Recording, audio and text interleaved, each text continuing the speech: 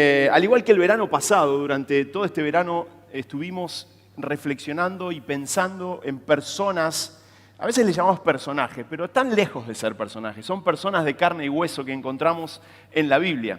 Y ya promediando el mes de febrero, tuvimos la hermosa posibilidad de pensar y reflexionar acerca de Jabes y su oración. No sé si recuerdan ese primer mensaje que compartimos los primeros días de enero.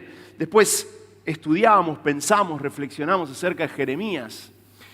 Después acerca de aquella mujer que no sabemos el nombre y el apellido, pero tan significativa para todos nosotros, tocando esa señora que tenía una enfermedad con un flujo de sangre y que tocó el manto de Jesús. Y después seguimos con Abraham y el último fin de semana pensamos, reflexionamos en el apóstol Pedro. Y hoy quisiéramos repasar juntos algunas características de un rey de Israel. Y voy a decir rey de Israel para que nos situemos en el medio de la historia, porque en realidad no era específicamente rey de Israel, sino que era rey de Judá, el reino del sur. Después que se instala Moisés como gran líder, el pueblo elegido por Dios tiene un gran derrotero de historia. Moisés, a la muerte de Moisés, su líder es Josué. A la muerte de Josué no tenemos un líder reconocido, sino que hay varios, y viene esta etapa de los jueces, maravillosa, donde Dios levantaba a algunas personas para poder liderar al pueblo. Y a la muerte de los jueces nos encontramos con Samuel, el gran Samuel, a quien Dios le dice, mirá, vamos a partir de ahora a instalar una monarquía, vamos a elegir reyes. Y es muy interesante leer todo este desarrollo y cómo Dios va trabajando con el pueblo. Y una vez que se instala esta monarquía, ahí quizá nos viene a la mente, les cuento esto para que nos situemos en la historia y digamos, estamos ahí en ese momento específico. Y ahí aparece el gran rey Saúl y el gran David, del cual leímos algunos salmos en esta mañana, y su hijo Salomón con toda su sabiduría. Y a la muerte de Salomón, su hijo se manda algunas macanas y el pueblo, el reino, se divide en dos. El reino del norte, Israel, con sus reyes, con su propio derrotero, con su caída en cautiverio.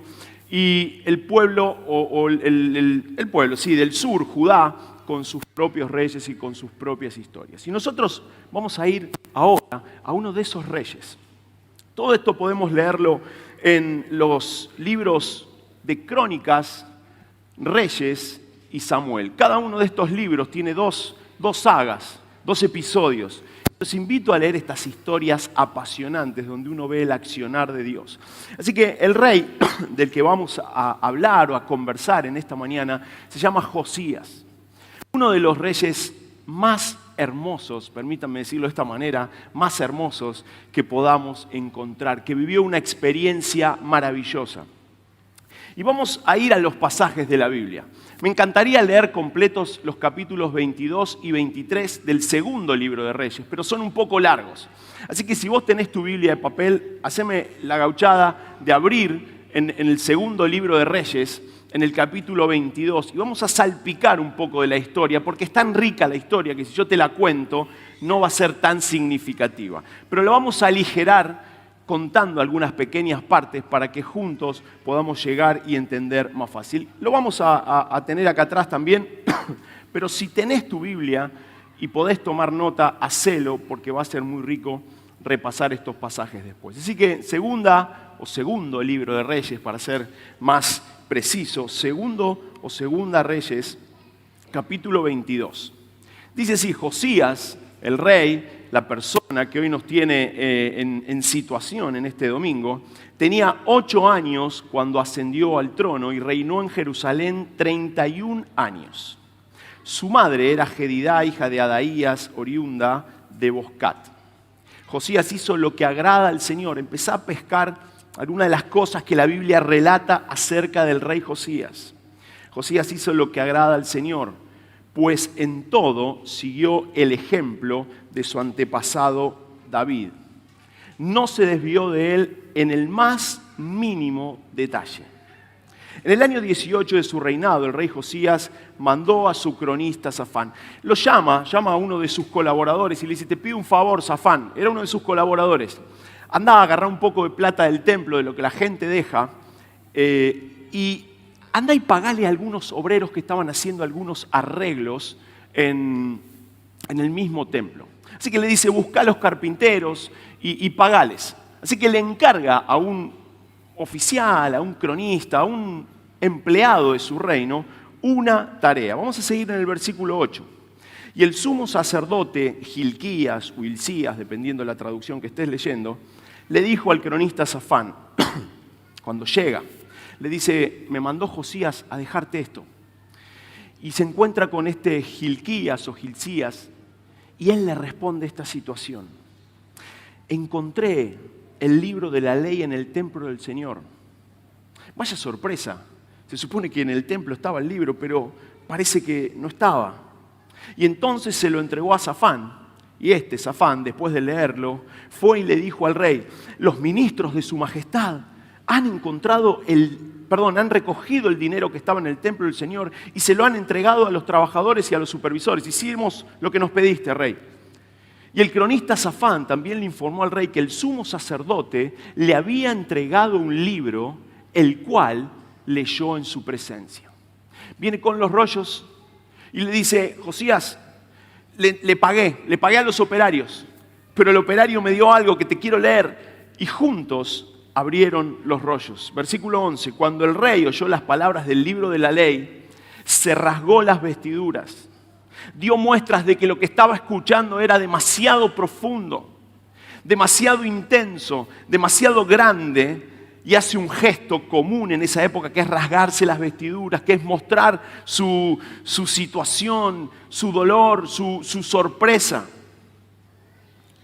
Y se rasga las vestiduras y dio esta orden al sacerdote y a Jicán, hijo de Safán, y a otros más.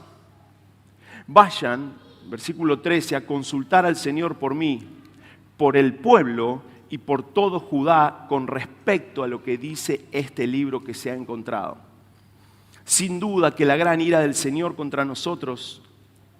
arde contra nosotros, porque nuestros antepasados no obedecieron lo que dice este libro, ni actuaron según lo que está prescrito para nosotros. Así que ellos fueron a hacer lo que el rey les pidió. Van a consultar y vuelven con esta respuesta, versículo 15.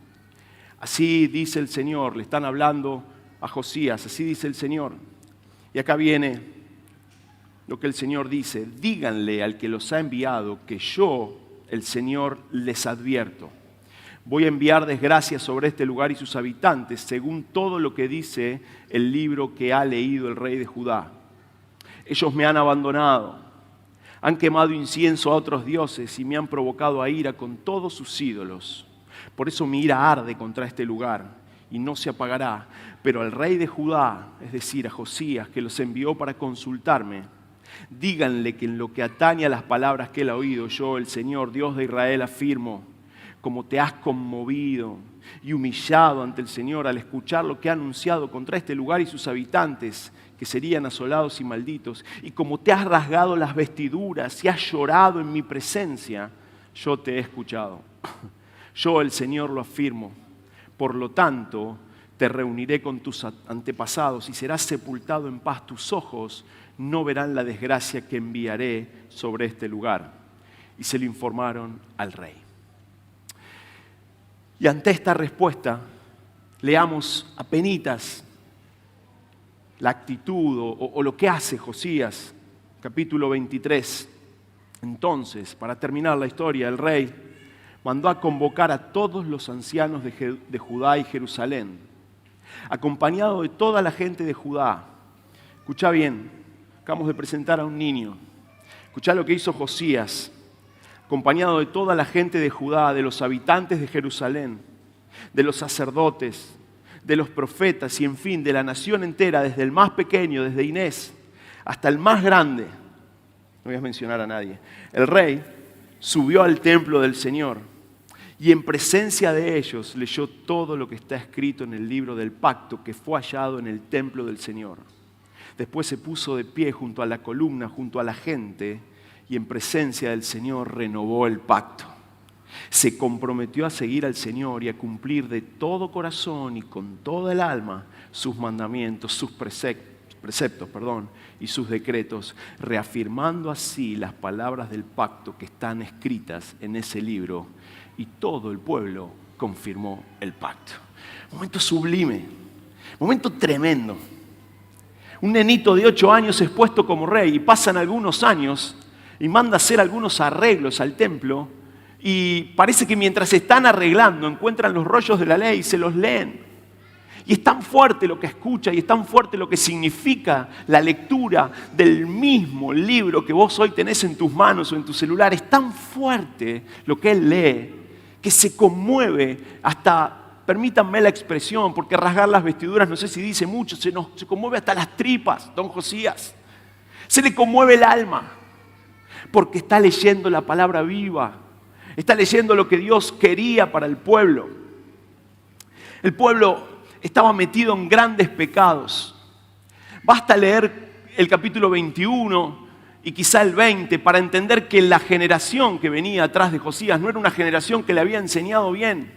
Es otro mensaje para tener, pero su padre y su abuelo eran gente pesada en cuestiones de desobedecer al Señor. No eran algunas cositas las que hacían, sino que eran personas complejas. Manasés, su abuelo, quizá esté dentro de los peores líderes que el pueblo de Israel, o de Judá en este caso, haya tenido. Mire, una pequeña listita para que uno se espante de lo que Manasés y su hijo, el padre de Josías, hacían. Sacrificaban a los ídolos. Estamos hablando del pueblo de Israel, estamos hablando del pueblo monoteísta. Sacrificaban a los ídolos, reedificaron lugares altos que su antepasado Ezequías había derribado. Hizo altares a Baal. Elevó imágenes a la diosa Acera o Aserá. Rindió culto e imágenes a todo el ejército de los cielos. Todo lo podemos leer en los capítulos anteriores. Hizo altares en la casa de Jehová donde Dios había dicho: yo pondré mi nombre en Jerusalén. Pasó a su hijo por fuego. Fue agorero, observó los tiempos, instituyó encantadores y adivinos, instituyó la prostitución cúltica, es decir, dentro de la casa del Señor había prostitución cúltica, indujo al pueblo, dice el capítulo 21 en el versículo 9, a hacer más mal que los pueblos que Dios había destruido delante de los hijos de Israel. Un verdadero desastre espiritual, un verdadero problema. Y a veces leyendo esta realidad uno dice, bueno, hoy la iglesia está metida en un verdadero problema. Vaya, uno sale a la calle o se pasea por las aulas de escuelas y no encuentra con que alguno pasa a sus hijos por fuego o instituye la prostitución cúltica, pero el desastre que a veces vemos a nuestro alrededor es muy parecido, muy preocupante. Ausencia de Dios, en definitiva, en muchos de los aspectos o en muchos de los lugares donde nosotros convivimos y estamos.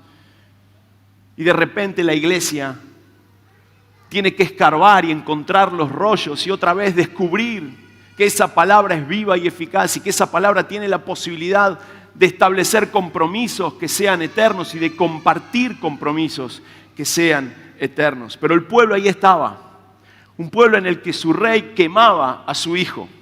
Y en este contexto aparece el reinado de Jehová sana, eso es lo que significa Josías. Y el nene empieza a reinar a los 8 años porque su papá había sido asesinado por sus empleados o sus ministros. No entiendo mucho de monarquías, así que no sé quiénes eran sus súbditos, pero le hicieron una revuelta y lo mataron y pusieron a Josías. Y Josías, cuando tuvo ahí como 20 y tantos años, se encontró con esto. Sin embargo, cuando uno repasa estos 2 o 3 capítulos, se encuentra que Josías hizo lo recto ante los ojos de Jehová. Dice la Biblia que no se apartó del camino de David, mencionando que era un camino de justicia, un camino para seguir a Dios. Y no lo hizo ni a diestra ni a siniestra. Y ordenó, como dije, la reparación del templo, y ahí es donde se encuentra con esto. Y muy probablemente se haya encontrado con el Pentateuco, porque era lo que estaba en ese momento. Y muy probablemente, y esto ya es sospecha mía, haya leído algo así. Deuteronomio capítulo 29, 25 y 26. Más aún, todas las naciones dirán, ¿por qué hizo Jehová? ¿Por qué hizo esto Jehová a esta tierra? ¿Qué significa el ardor de esta gran ira? Y responderán, por cuanto dejaron el pacto de Jehová, el Dios de sus padres, que Él concertó con ellos cuando los sacó de la tierra de Egipto, y fueron y sirvieron a dioses ajenos y se inclinaron a ellos, dioses que no conocían y que ninguna cosa les habían dado. Probablemente le leyeron este versículo y dijo, esto es lo que estamos haciendo. Por eso estamos pasando por lo que estamos pasando. Por eso nos ocurre lo que nos ocurre. Y me gustaría mencionar 4 cosas. Hay muchas, pero solamente 4 cosas en la actitud de Josías. Cuando se encuentra con la Biblia, cuando se encuentra con el mismo libro que vos y yo tenemos hoy en nuestras manos, un poquito más chiquito nomás, pero la misma palabra, la misma traducción que desde aquel hebreo llega hoy a tus manos, es la que este rey estaba leyendo. Hermanos, es tremendo que el impacto que tuvo hace tantos años pueda tener el mismo impacto en nosotros hoy. Que no estamos leyendo un libro muerto. Que lo que nos dijo Emi hace un ratito, esas perlas, esa comida que la Biblia significa. Y no solo comida, sino a veces cuestiones de rotura de actitudes y de formas y de pecados en nuestra vida. La primera cosa que la leímos, dice el texto que se angustia fuertemente o rasga sus vestiduras. Era una muestra clara de que estaba angustiado, de que se había entristecido cuando leyó esto. Y es por eso que rasga sus vestiduras, que les muestra al pueblo lo que significaba. De alguna manera, Josías fue sensible a la voz de Dios. Es decir, no la escuchó y la pasó por alto, sino que esa voz le significó algo, fue sensible. Y me pregunto, iglesia, de cara al próximo año que viene, me pregunto, iglesia, de cara a lo que somos en nuestra familia y en nuestras actividades, si estamos siendo sensibles a la voz de Dios o simplemente la escuchamos y la dejamos pasar. ¿Cuántas veces escuchamos la verdad pero vivimos ausentes de esa verdad que puede cambiarnos la vida, que tiene una aplicación práctica, que tiene no un concepto teórico o racional, sino que tiene un concepto práctico y de cambio en nuestra vida? ¿Cuántas veces seguimos adelante simplemente sin confrontar esa verdad a nuestra vida y seguimos adelante porque todos lo hacen o porque es común o porque incluso dentro de la iglesia se puso de moda aceptar ciertas cosas y decimos, bueno, está bien, hasta los pastores lo hacen, entonces está bien?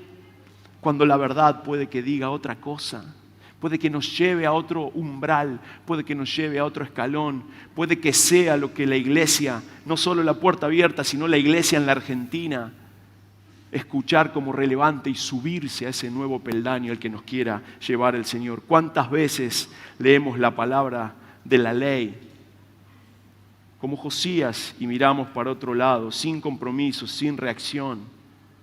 Y Dios nos manda, cuando nos da esa verdad, esta ley, apartarnos y ser santos, a ser diferentes. El apóstol Pedro, quien estudiamos la semana pasada, escribió en su primera carta, en el capítulo 1 y versículo 13, por eso dispónganse para actuar con inteligencia, tengan dominio propio, pongan su esperanza completamente en la gracia que se les dará cuando se revele Jesucristo, como hijos obedientes. No se amolden a los malos deseos que tenían antes cuando vivían en la ignorancia. Casi que si Josías lo hubiera leído al apóstol Pedro. Más bien sean ustedes santos en todo lo que hagan, como también es santo quien los llamó, pues está escrito, sean santos porque yo soy santo. Este texto, la lectura de la palabra, la lectura de la verdad nos invita a ser una contracultura, a hacer luz en las tinieblas, a ser sal, a caminar por un camino diferente, no encerrados adentro de un templo, no viviendo adentro de una burbuja, sino viviendo de manera diferente, en contacto con aquellas cosas que necesitan recibir la luz del Señor. En segundo lugar, Josías toma el camino correcto. ¿Qué hubiera pasado si él hubiera sido sensible solamente? No sabemos. Pero toma el camino correcto y busca a las autoridades espirituales. Y le dice al sacerdote, necesitamos saber qué significa esto.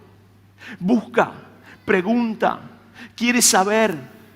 Una vez que la voz de Dios llega a su vida, que es sensible a Él, no se queda quieto, sino que intenta por todos los medios seguirla. Pregunta, se inquieta. Una vez más, iglesia, de cara a este próximo año, ¿cómo estamos? ¿Qué pasa con nosotros cuando recibimos la verdad? Nos inquietamos y elegimos el camino correcto. Mandamos o conversamos con aquellos que son espirituales, que entienden para saber qué es lo que esto significa para nuestra vida. Salmo 119, en el versículo 9. ¿Con qué limpiará el joven? ¿Con qué limpiará el hombre, el ser humano, la mujer, la niña, el niño? Su camino con guardar tu palabra, responde el salmista. Con todo mi corazón te he buscado. No me dejes desviarme de tus mandamientos. En mi corazón he guardado tus dichos para no pecar contra ti. Bendito tú, oh Jehová, enséñame tus estatutos. La búsqueda. Con mis labios he contado todos los juicios de tu boca. Me he gozado en el camino de tus testimonios. Más que de toda riqueza en tus mandamientos meditaré. Consideraré tus caminos. Me regocijaré en tus estatutos. Vaya, quien pudiera gritar como el salmista, me regocijo en tus estatutos. Tus mandatos, Señor, me hacen bien, me gozo, soy feliz. Yo confieso que muchas veces peleo contra los mandamientos del Señor. Y muchas veces siento que y me gustaría que el Señor me lleve, como cuando agarran a alguien que lo apresan y que me ponga así contra la pared y obedece una vez. Ojalá mi corazón fuera como el del salmista. Me regocijaré en tus estatutos. Son tan lindos, son tan dulces, hacen tan bien. Nos vienen tan bien como familia, como comunidad, como país, tus mandamientos. Por eso los busco, por eso los quiero. Me regocijaré en tus estatutos. No me olvidaré de tus palabras. En tercer lugar, se humilla. ¿Cuántas veces oímos la voz de Dios? Nos sensibilizamos ante la voz de Dios, la detectamos claramente y hasta quizá tenemos indicios de seguirla, pero no nos humillamos. Seguimos siendo orgullosos, fuertes y poderosos nosotros ante lo que el Señor nos dice. No nos quebramos. A veces en la iglesia evangélica o en los púlpitos hablamos de quebrantamiento sin entender. Es un quebrantamiento. Yo que me rompí tantos huesos en mi vida jugando a la pelota, dice, la verdad que no es tan lindo el quebrantamiento, pues da dolor, sí, da dolor. Pero lo que supone el quebranto es decir, yo ya no puedo más, Señor. No más yo, vos. No más mis ideas, las tuyas. No más mis pensamientos, los tuyos. No más mis principios, los tuyos. No más mi forma, la tuya. ¿Cuántas veces escuchamos, nos sensibilizamos, pero seguimos parados, firmes, así frente al Señor? Y la humillación, de alguna manera callejera, común, que uno pueda entender, rebajarse voluntariamente. De esta humillación habla la Biblia, no que alguien te humille. Dios no viene a humillarte en el sentido de te pisoteo. Cuando uno se humilla es voluntariamente ofrezco lo que soy, mi voluntad, mis formas, mi vida, lo que tengo, para que vos, Señor, tomes el control. No por obligación, no porque me lo dicen, sí voluntariamente, sí la decisión de seguir, avanzar con Dios, sí un acto racional y espiritual de la voluntad puesta al Señor. Otra vez el apóstol Pedro, algunos capítulos más adelante, recomienda: humíllense pues bajo la poderosa mano de Dios para que Él los exalte a su debido tiempo. Depositen en Él toda ansiedad porque Él cuida de ustedes. El versículo 7 podría significarnos todo un mensaje en el contexto de lo que significa humillarnos y dejar que Dios sea quien domina la cosa. ¿Nos estamos humillando ante la voz de Dios?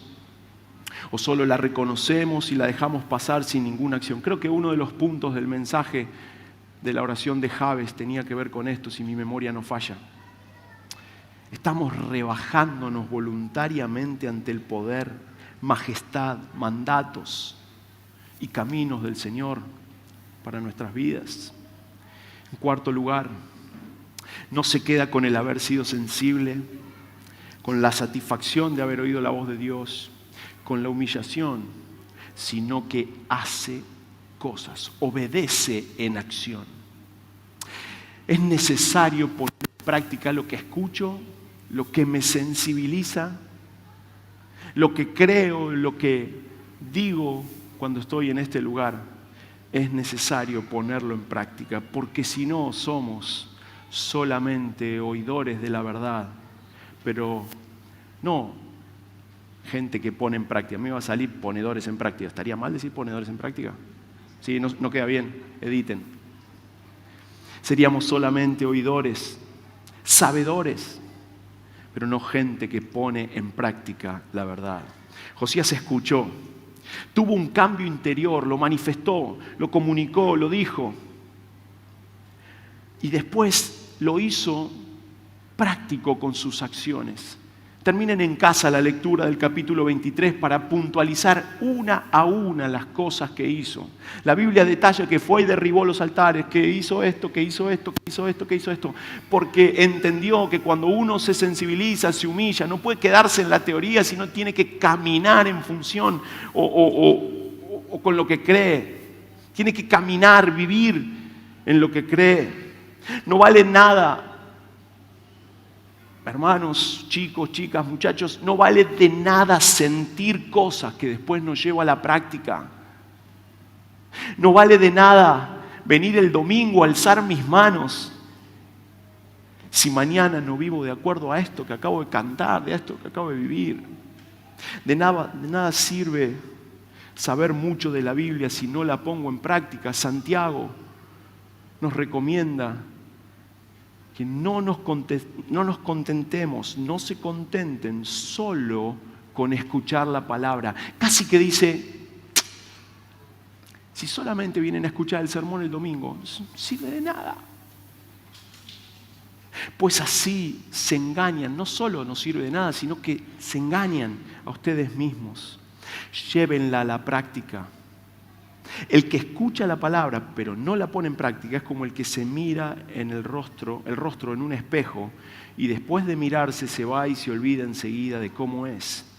Pero quien se fija atentamente en la ley perfecta que da libertad y persevera, quizás esa sea la palabra clave del pasaje, persevera en ella, no olvidando lo que ha oído, sino haciéndolo, recibirá bendición al practicarla. Y al terminar,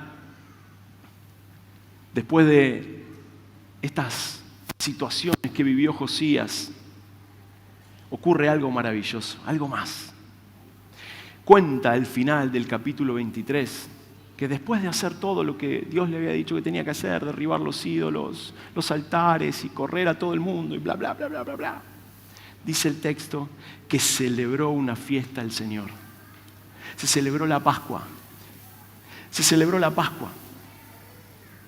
Y la celebró de tal manera y con tanta dedicación y puntillosa atención, cuenta la Biblia, que no se había festejado de esta manera desde la época de Samuel. Y la Pascua era una fiesta que recordaba la mano poderosa de Dios librándolos. Una fiesta que ponía a Dios en el primer lugar, fuera de la idolatría. Una fiesta que le decía al pueblo y a los pueblos, hemos vuelto a estar con Dios. Jehová, el Señor, es nuestro único Dios. Y se celebra la Pascua y se celebraba la Pascua porque se recordaba y se ponía en alto el nombre del libertador. Así que luego de oír la voz, de elegir el camino correcto, Luego de humillarse y arrepentirse y luego de obedecer en acción, no queda otra cosa que celebrar la presencia del Señor. No queda otra cosa que hacer fiesta en la presencia del Señor. Porque como decimos siempre, está buenísimo leer el Antiguo Testamento con el diario del lunes, es decir, con la cruz entre medio, con Jesús. Y cuando nosotros seguimos el ejemplo de Josías y miramos la cruz, entendemos absolutamente todo. Y entonces celebramos a nuestro libertador una Pascua continua, una Pascua diaria, un día a día donde decimos, mi libertador pagó por mí. Hoy es día de fiesta, hoy es un día más de fiesta, porque mi libertador ganó el precio, pagó el precio y ganó un lugar para mí que yo no hubiera podido ganar, pero Él lo ganó. Imagínate lo que significó eso. Tumbar los altares, los ídolos y decir ahora nuestros ojos puestos en Jesús, en el libertador que libertó, en el que nos sacó de Egipto, en Jesús. Vos y yo, cuando pensamos en la Pascua egipcia, sabemos que está Cristo en ese lugar. Sabemos que lo que ocurrió, lo que ellos hicieron pintando esos dinteles, es lo que hizo nuestro Salvador, pintando nuestras vidas con su nombre, para que Dios Padre nos vea y nos diga, Hijo amado, acá está. Ya no hay mancha, ya no hay pecado, porque Jesucristo en la cruz cubrió todo lo que vos tenías que pagar. Pues, Señor, yo quiero pagar esto. No, acá no hay deuda.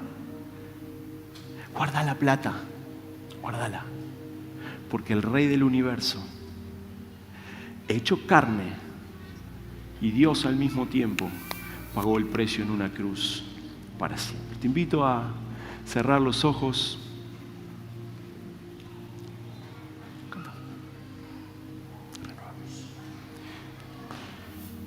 Y digamos o pidamos al Señor que nos renueve.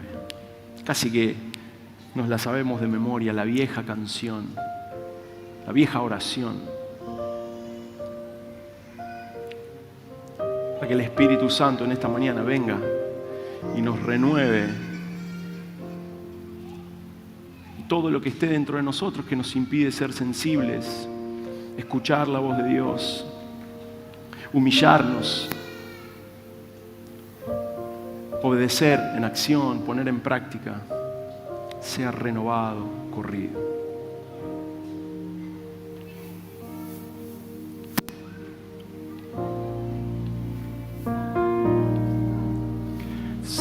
Señor Jesús, ya no quiero ser igual.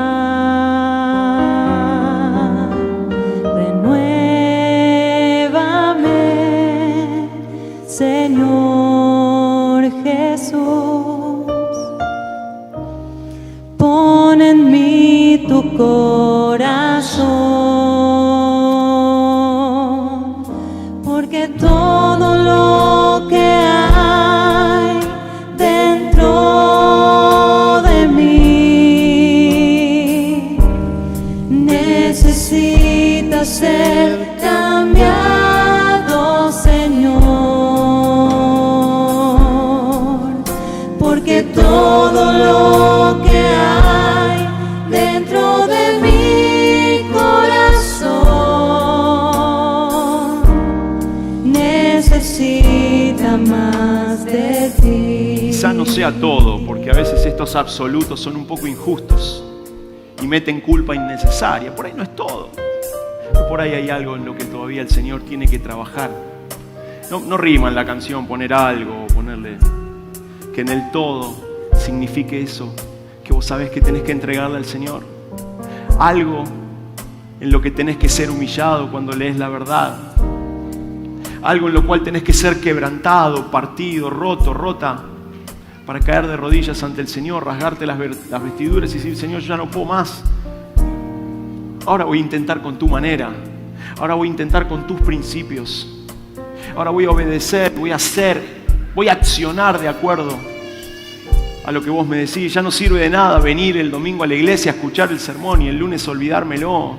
Más vale, Señor, poner en práctica una cosa a la vez y vivir y recordar día tras día que quien pagó el precio no soy yo, y que tengo que depositarme en tu gracia, y que con tu Espíritu Santo día a día juntos vamos a poder poner los pies donde los pone el Maestro, pisar donde pisa Jesús, seguir a nuestro líder, a nuestro Señor, a nuestro Salvador, el Señor Jesús. Decirle una vez más: renuévame. Renuévame, Señor Jesús, ya no quiero ser igual. Renuévame, Señor Jesús, pon en mí tu corazón, porque todo lo que hay dentro de mí necesita ser cambiado, Señor, porque todo lo que hay dentro de mi corazón necesita más de ti. Señor, estamos frente a dos símbolos. Agarra tu copita. Frente a dos símbolos con los que obedecemos en acción, porque nos pediste que cada vez que estemos juntos separemos un ratito con estos dos elementos: un poco de pan que representa tu cuerpo, un poco de vino que representa tu sangre.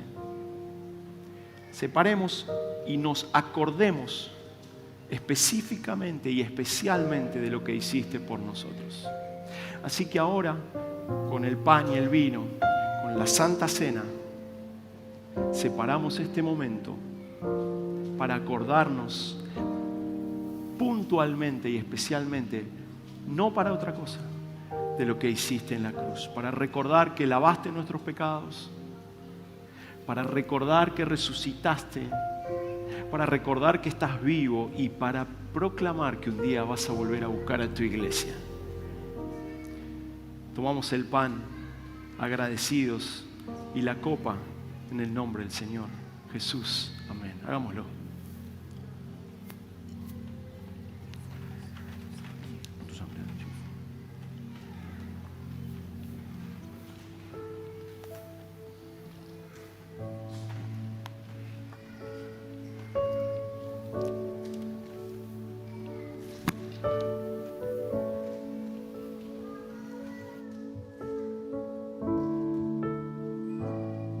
Con tu sangre nos has redimido para nuestro Dios.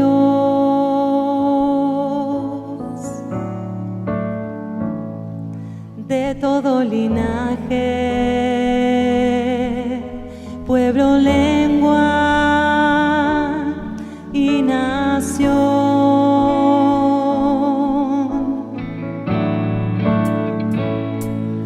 Nos has hecho reyes y sacerdotes para nuestro Dios.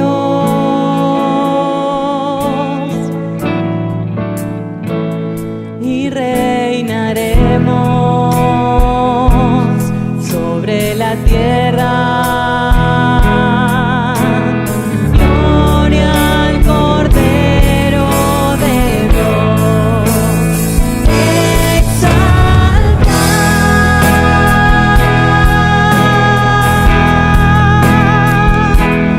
Al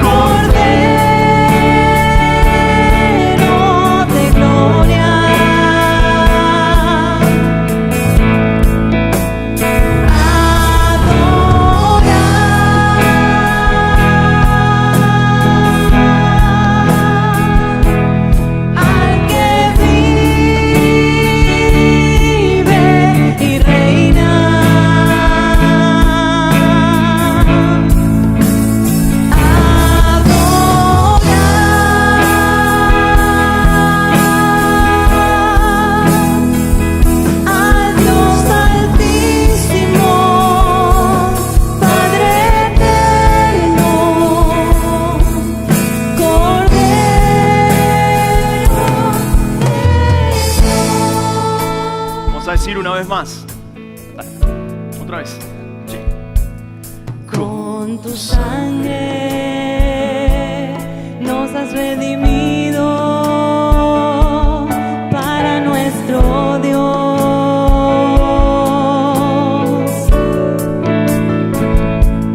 De todo linaje,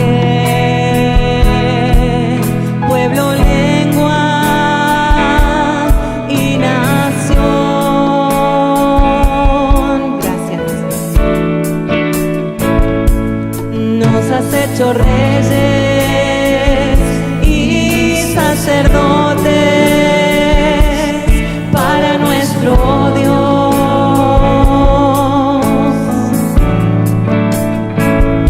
Y reinaremos sobre la tierra. Gloria al Cordero. Iglesia, con toda tu voz, dale.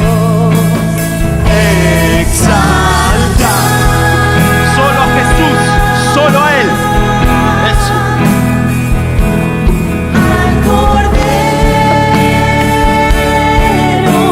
de gloria.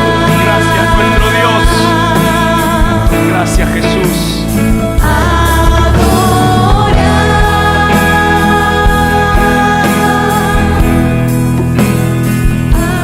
Al que vive y reina.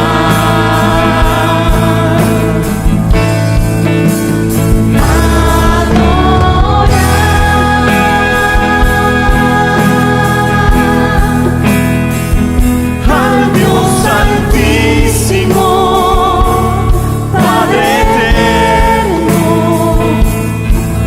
Cordero de Dios, exalta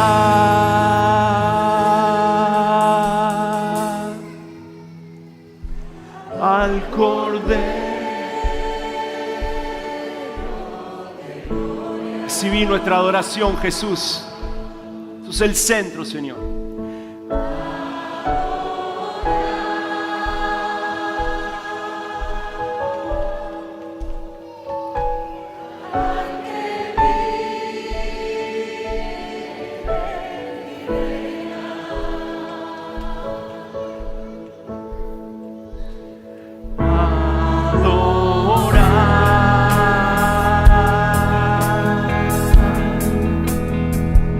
Al Dios Santísimo, Padre eterno,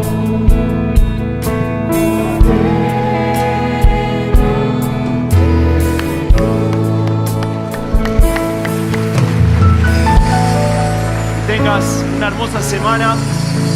Un dato interesante que me enteré ahora en la mañana: parece que los abrazos no se pagan, son gratis. No, yo pensé que había que pagar por eso, así que aprovechá y dale muchos abrazos, porque el Espíritu Santo mora en la vida del que tenés al lado, y el Señor quiere que a través de esa carne y de ese hueso que te está cerquita con mucho calor, quiere abrazarte y mostrarte todo lo que tiene para tu vida también. Así que dale abrazos al que tenés al lado, que vaya novedad, son gratis. Chao.